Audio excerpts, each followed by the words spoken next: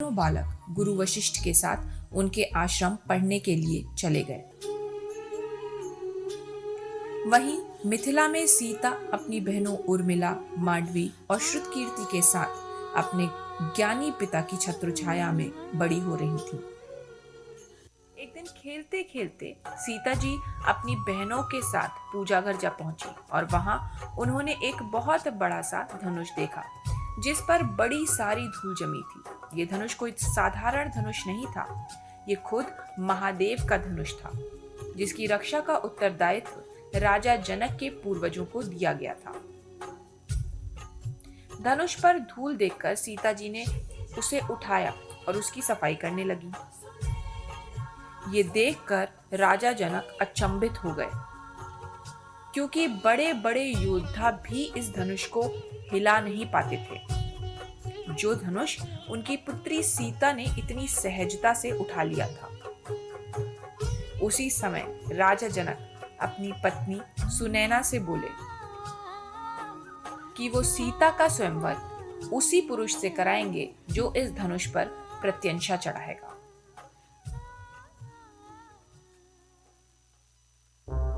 समय बीतता गया और वो वक्त भी आ गया जिसका इंतजार तीनों माताएं बड़े लंबे वक्त से कर रही थीं। चारों बालक गुरुकुल से लौट आए और अयोध्या में उनका धूमधाम से स्वागत किया गया।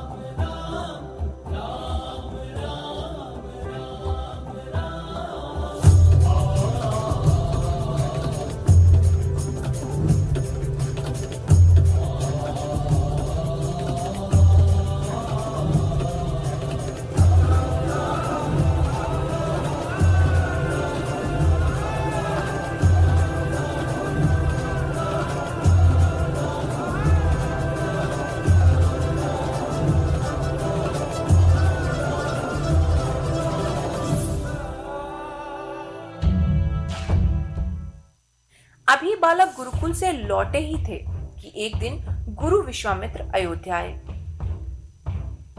जिसके बाद ऋषि विश्वामित्र ने महाराज दशरथ से कहा कि कुछ दैत्य उनके यज्ञ को भंग करते रहते हैं और निरंतर उनको और अन्य ब्राह्मणों को परेशान करते रहते हैं। ये सुनते ही राजा दशरथ ने तुरंत अपने बड़े बेटे राम और लक्ष्मण को उनके साथ साधुओं की रक्षा करने के लिए भेज दिया। पिता की आज्ञा लेकर दोनों पुत्र ऋषि विश्वामित्र के साथ निकल पड़े।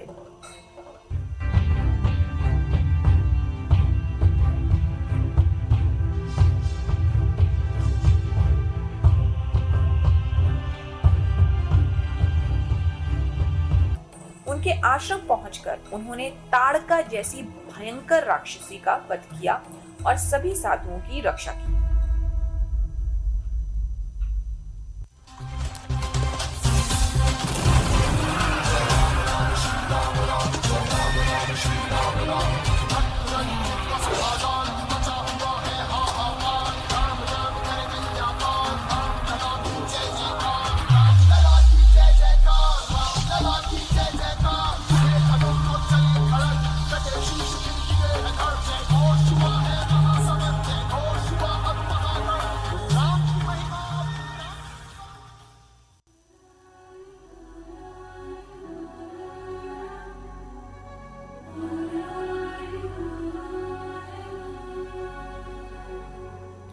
वहीं मिथिला में सीता और उनकी बहनें विवाह योग्य हो गई थीं और मिथिला नरेश राजा जनक अपनी प्रिय पुत्री सीता के स्वयंवर की तैयारी जोर शोर से कर रहे थे।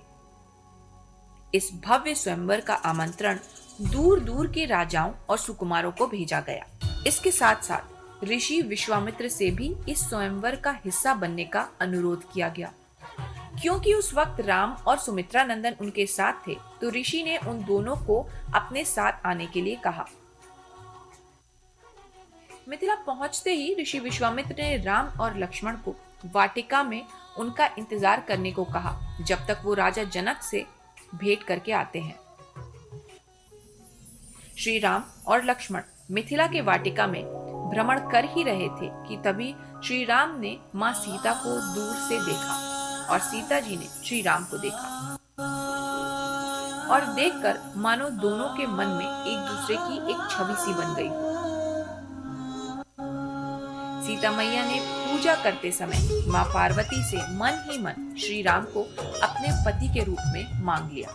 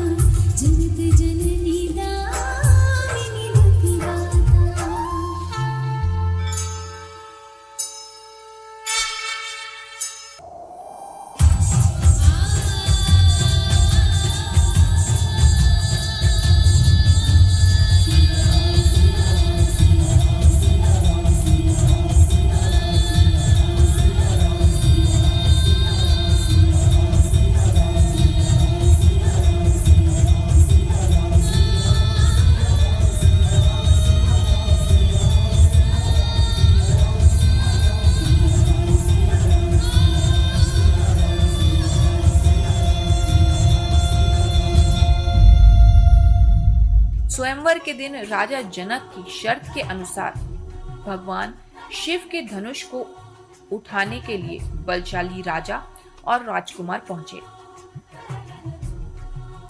इन राजाओं में लंकापति रावण भी पहुंचे।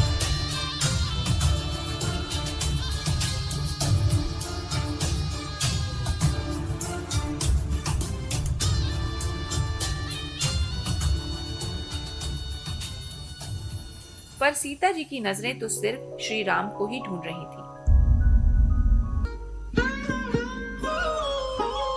सहज मनोहर मूर्ति दो, कोटि काम उपमा लघु सो। सरद चंद निंदक मुखनी के, नीरज नयन भावते जी के।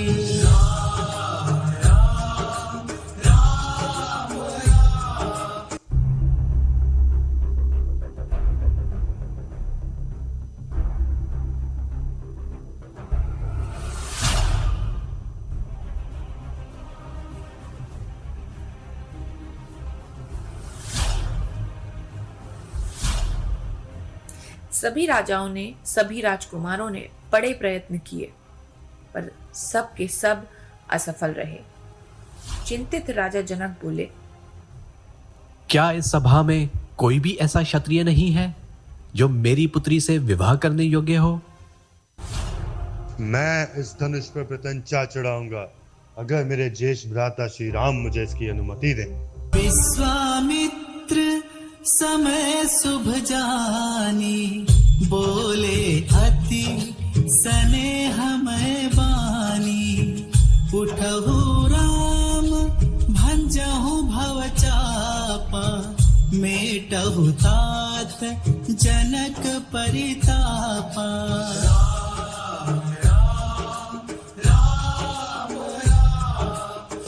पुर अनुभवती न कहि सकसो, कवन प्रकार कहे कवि को। एहि विधि रहा जाहि जस भाव, तेहि तस देखे कौशल राव।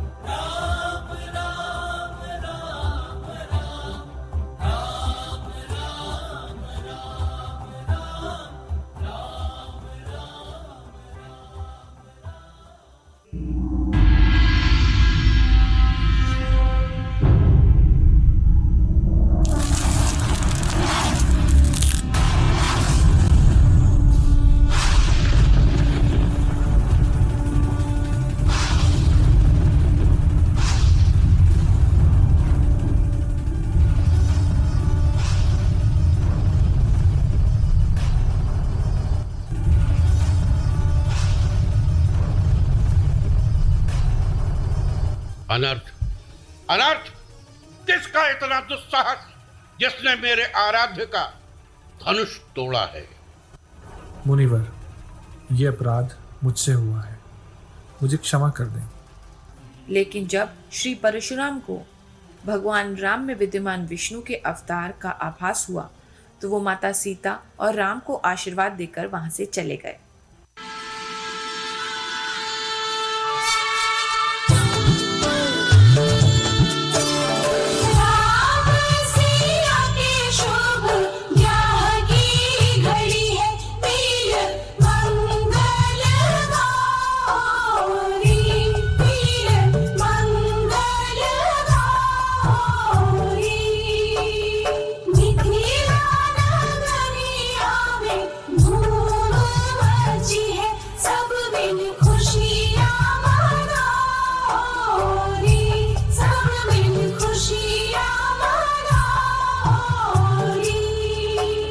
राम सिया के शुभ ब्याह की घड़ी है, मिल मंगल गाओ रे, सब मिल खुशियाँ मनाओ रे।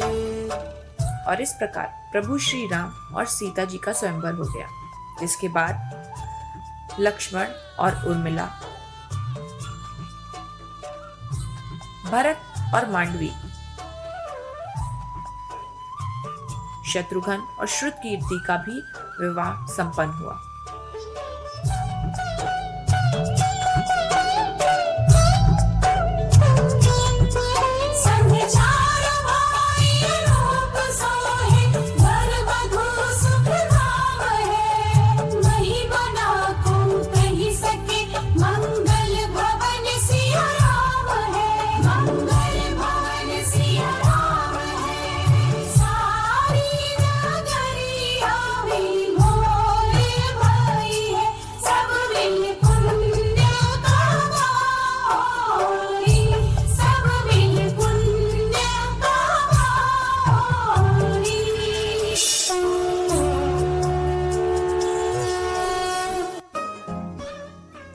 विवाह के बाद चारों जोड़ियां अयोध्या पहुंची और वहां तीनों माताओं ने उनका बड़ी धूमधाम से स्वागत किया। कुंवरु कुंवरी कल भावरी देहि, नयन लाभ सब सादर लेहि।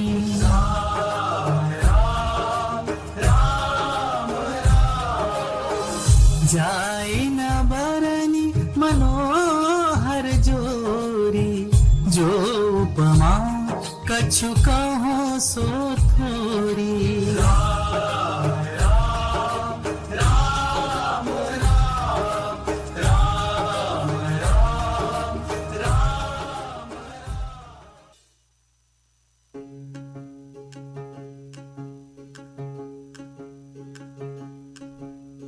राम राम जय राजा राम, राम राम जय सीता राम, राम राम जय राजा राम, राम राम जय सीता राम, राम राम जय राजा राम, राम राम जय सीता राम, राम राम जय राजा राम, राम राम जय सीता राम, राम राम जय राजा राम, राम राम जय सीता राम, राम राम जय राजा राम, राम राम जय सीता राम।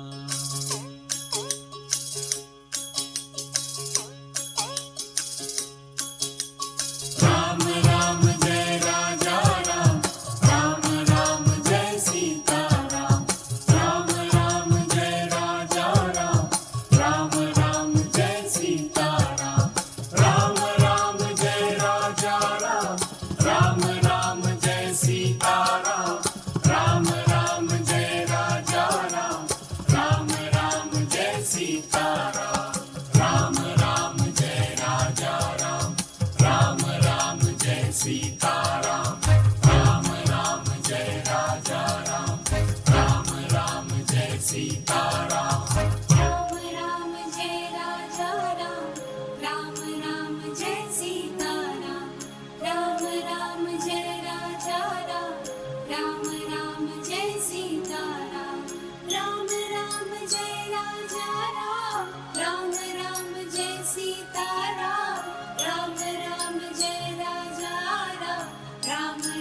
जय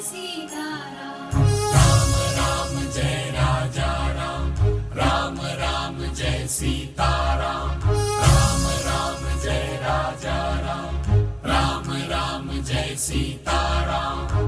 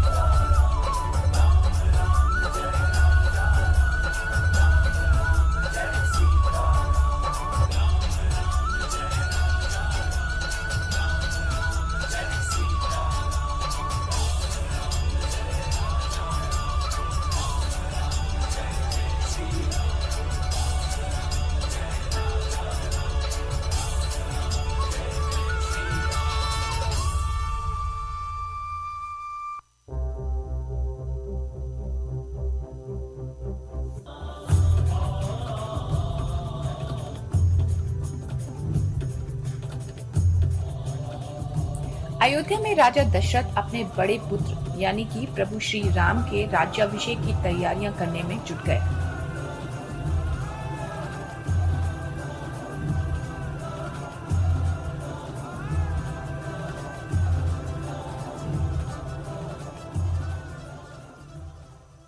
दूसरी रानी कैकई की दासी मंथरा बड़ी ही कुटिल बुद्धि की थी और वो चाहती थी कि अयोध्या का अगला राजा तो सिर्फ कैकई का बेटा भरत बने।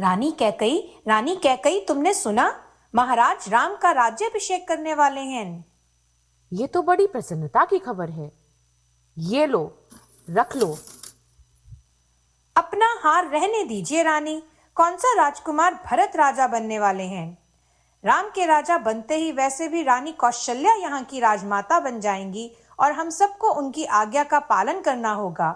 मेरा क्या है, मैं तो पहले भी दासी थी, बाद में भी दासी ही रहूंगी। आप अपना सोचिए।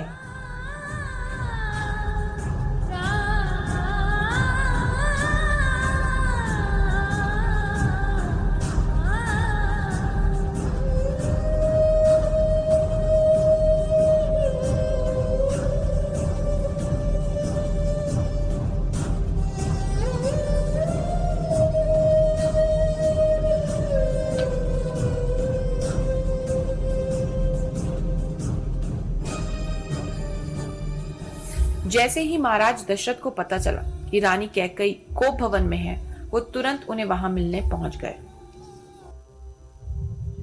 हे कैकई, तुम इतनी व्यथित क्यों हो?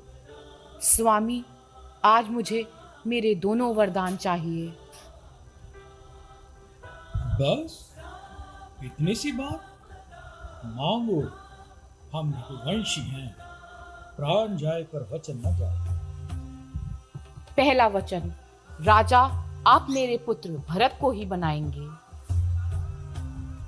राम के होते हुए ये कैसे हो सकता है? और दूसरा वचन, आप पुत्र राम को 14 वर्ष के वनवास पर भेजेंगे।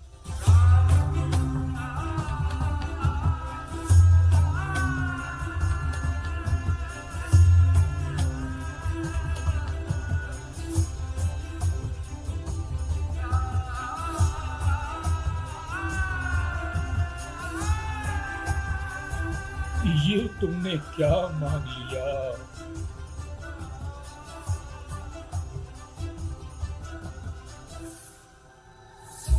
जहां एक तरफ राजा दशरथ पूरी तरह टूट गए थे, वहीं दूसरी तरफ माता कैकई को अपने द्वारा किए गए पाप का बोध तक नहीं था। उन्होंने रघुनंदन श्री राम को पूरी बात बताई, जो सुनते ही प्रभु श्री राम अपनी माता से बोले, माँ, आपको पिताजी से वचन मांगने की कोई आवश्यकता नहीं थी। आप कहती तो मैं यूं ही वनवास के लिए चला जाता।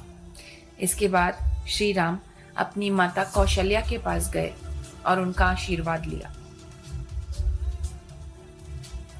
और वनवास प्रस्थान की आज्ञा भी मांगी। तभी वहां उनके छोटे भाई सुमित्रानंदन लक्ष्मण आए और उनके साथ जाने को तैयार हो गए। माता सुमित्रा की आग्रह पर प्रभु श्री राम लक्ष्मण को अपने साथ ले जाने के लिए मान गए। दूर से इस दृश्य को देख रही सीता बोल पड़ी, हे दशरथ नंदन, मैं सुख और दुख दोनों में आपकी भागी हूँ, अतः मैं भी आपके साथ चलूंगी।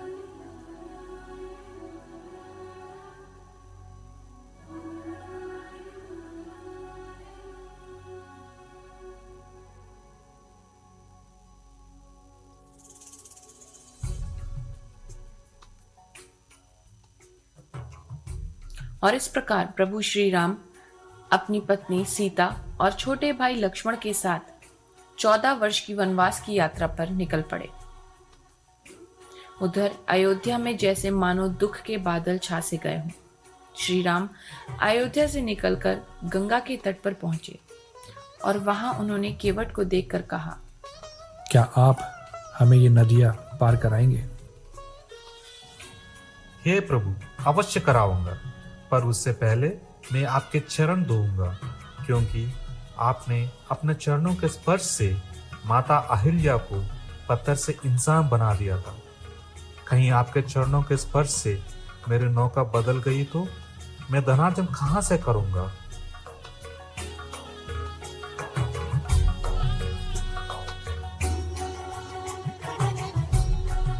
जब श्री राम नदी के पार पहुंचे तो उन्होंने केवट को मुद्रिका देने की कोशिश की। हे प्रभु, आपके दर्शन मात्र से ही मैं धन्य हो गया हूं। मैं ये मुद्रिका नहीं लूंगा।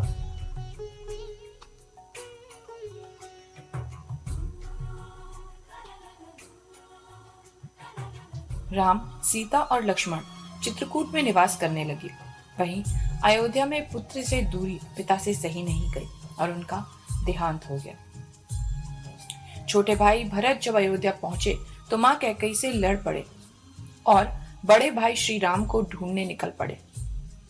लोगों से पूछते पूछते आखिरकार वो चित्रकूट पहुंचे, जहां वो प्रभु श्री राम से मिले। मिलनी प्रीति किमी जाई बखानी, कभी कुल आगम करम मन बानी।